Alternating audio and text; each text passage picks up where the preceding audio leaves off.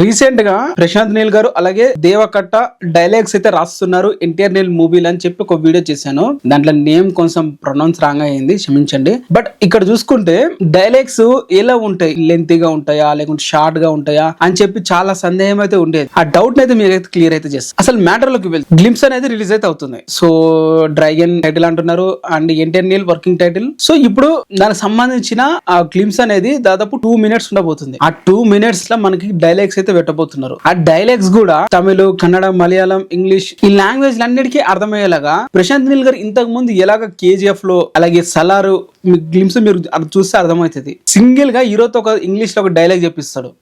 Sensational అని చెప్పొచ్చు. First dialogue Salaar లో చూసుకుంటే ముసలాయనతో ఒక డైలాగ్ చెప్పిస్తాడు ఇంగ్లీష్ లో. అది విపరీతమైన గూస్ బంప్స్ అయితే తీసుకొచ్చింది. ప్రభాస్ గారు జస్ట్ ఒక హ్యాండ్ సింబల్ తో ఆ గ్లిమ్స్ తో ఒక అయిపోతే పెంచేశారు. అంతకుముందు కేజీఎఫ్ ట్రైలర్ లో కూడా ఇలా ఇంగ్లీష్ డైలాగ్ పెట్టడం జరిగింది. సో ప్రశాంత్ నీల్ గారు అదే కోవలో వెళ్ళబోతున్నారు. ఇప్పుడు ఎన్టీఆర్ నీల్ కూడా ఇంగ్లీష్ డైలాగ్ జూనియర్ ఎన్టీఆర్ గా అయితే చెప్పించబోతున్నాడు గ్లిమ్స్ లా. మరి చూడాలి గ్లిమ్స్ లో ఎలాంటి సర్ప్రైజ్లు మనకి ఇంకెక్కువ ఇవ్వబోతున్నాడు. ఎన్టీఆర్ నీల్ కి సంబంధించిన గ్లిమ్స్ కి సంబంధించిన ఇన్ఫర్మేషన్ అండ్ అలాగే మూవీకి సంబంధించిన ప్రతి ఒక్క చిన్న అప్డేట్ కూడా నేనైతే ఇవ్వడానికి ట్రై అయితే చేస్తాను. మీరు ఏం చేయాలో తెలుసు కదా.